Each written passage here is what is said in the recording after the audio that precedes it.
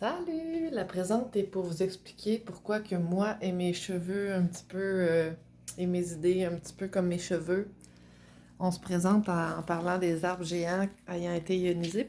C'est sorti de où, cette idée-là? Ça a parti de où? À un moment donné, je sais pas pourquoi je parlais d'arbres ou d'arbres géants, je sais pas trop. Puis Nadia de Beaumont m'a envoyé une vidéo qui était une séance en français d'hypnose, remote viewing qu'on dit en anglais. De l'hypnose où est-ce que tu peux voyager dans le temps ou, tu sais, régressive, là. Puis ils sont allés, c'est ça, voir un peu les arbres géants, tu sais, les arbres dont ils parlent dans la Bible, les arbres bibliques. Puis là-dedans, j'ai catché, tu sais, que dans le fond, les veines de tout ce qu'on mine, que les humains vont exploiter, miner, des veines de quartz, les veines de pétrole, c'est tous les arbres qui ont produit ça. Fait que là, je me suis demandé comment. Puis, de fil en aiguille, j'écoutais aussi les vidéos de Michelle Gibson qui, elle, va revisiter beaucoup l'histoire. Puis, elle va visiter aussi le territoire, comment il a été recolonisé à un moment donné, tu sais, puis pris d'assaut par les industriels en Amérique. Puis, elle parlait, puis à un moment donné, elle s'est mise à parler comment que tout est aménagé, les urbanisations, tout ça, tu sais, fait qu'elle parle des rails, des voies ferrées, elle parle les zones côtières, elle parle des canaux, les canalisations pour laisser passer les bateaux. Puis elle parlait aussi à un moment donné de chutes d'eau. Puis elle posait des questions sur les chutes d'eau, puis je me suis dit, c'est là que j'ai cliqué, j'ai dit, ah ben, toi, c'est des arbres géants. C'est là que j'ai réalisé que qu'est-ce qui tire l'eau douce du sol? Il n'y a rien d'autre que les plantes qui fait ça, qui va dans le sol chercher l'eau douce puis qui la fait remonter. Fait que là, j'ai dit, ça se pourrait-tu que ce soit des plantes qui nous fournissent l'eau douce encore aujourd'hui, des plantes pétrifiées, des arbres géants pétrifiés, sans savoir comment ça serait possible qu'on ait des arbres qui aient été pétrifiés puis coupés, puis sans savoir tout ça. Juste comme, OK, l'eau douce, ça vient d'où? Puis là, je me suis mis à réfléchir, ben oui, une île dans l'océan ou dans la mer, ça prend son eau douce où? Tu sais, je veux dire, ils ont des sources d'eau, des cascades. Ben, là, j'ai dit, ça n'a pas le choix, tu sais, c'est un arbre géant. Puis là, ça a commencé comme ça. Puis là, j'ai réalisé que les humains s'étaient toujours agglutinés autour de des souches géantes. Probablement parce qu'on a eu des déluges puis des inondations. Puis tu sais, c'est quoi qui dépasse du territoire inondé? C'est quoi qui dépasse des plaines inondées? Ben, c'est les souches, c'est les monts, les montagnes, tu sais. Les montagnes sont les souches des arbres géants. Les pyramides aussi.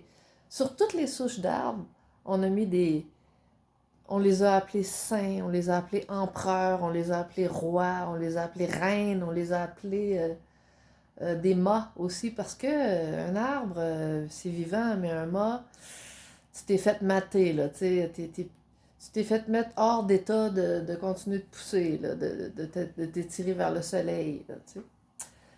Puis c'est comme ça que je me suis retrouvée à me questionner sur les arbres géants, puis sur qui est au courant que dans le fond, nos territoires sont déterminés par l'emplacement des souches d'arbres géants puis leurs racines, tu sais. Ce qui fait les creux des vallées puis le top des montagnes, c'est les souches d'arbres géants. Puis les ressources qu'on exploite, puis le sol sur lequel on marche, puis les terreaux avec lesquels on cultive, c'est tout. La matière existe parce qu'il y a des arbres qui ont poussé ici.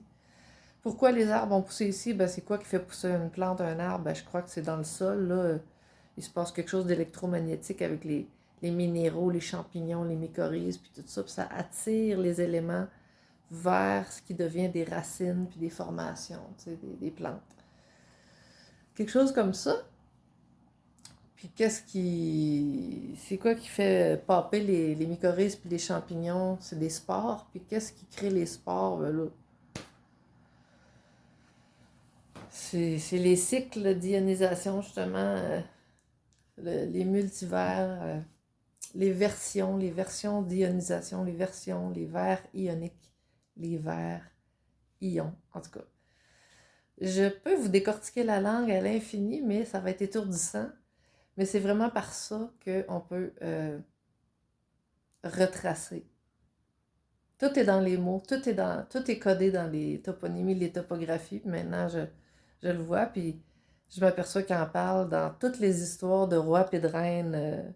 Tu sais, quand tu remontes les générations, il en parle également dans la Bible. Le jour du jugement, c'est le jour de l'ionisation, là.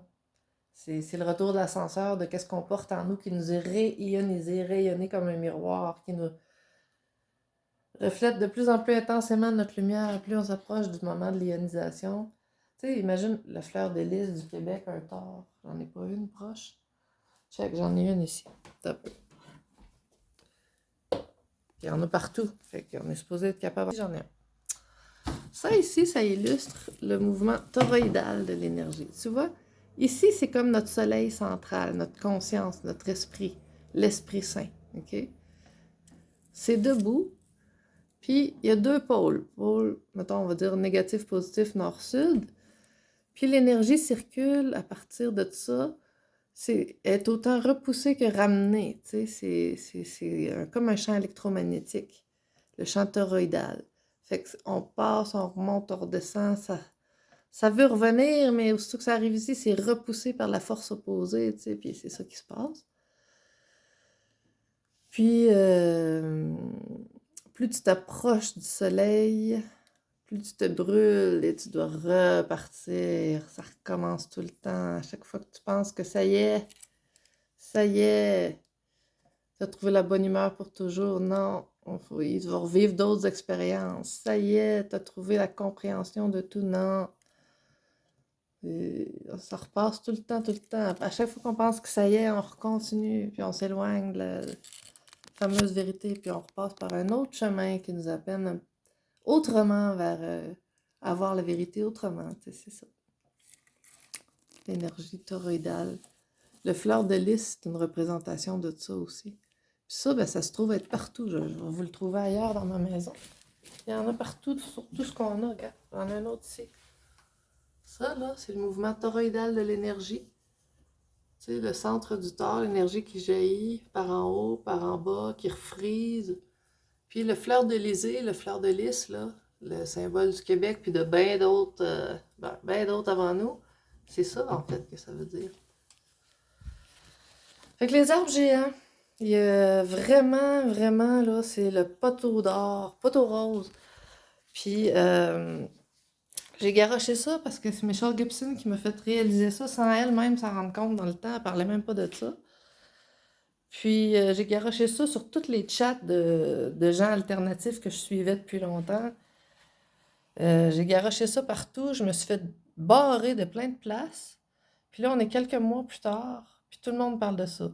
Michelle Gibson en parle, Jay-Z Dreamer en parle, John Levy en parle, Campbell de Autodidactic en parle. Puis moi, je suis restée anonyme, mais je peux vous garantir que c'est moi qui ai parti la conversation. Puis ils m'ont tous ignoré ou jeté. Tous. Mais ils en parlent tous maintenant, présentement. Fait que je voulais juste dire ça parce que j'existe, puis j'ai eu cette idée-là, puis c'est quand même quelque chose d'assez... qui a un impact quand même sur l'histoire telle qu'on la connaît, puis c'est ça. Je suis quand même contente d'y avoir pensé, puis tout ce que je voulais, c'était que ça se jase. Maintenant, ça se jase, puis je voudrais bien que les gens sachent que je fais partie de la conversation, mais coudonc, c'est ça la vie. C'est ça le... Chaque fois que tu penses que tu t'approches du soleil, il faut que tu recommences. Mais c'est pas grave. Au moins, la vérité émerge. C'est ça l'important. Fait que bonne journée.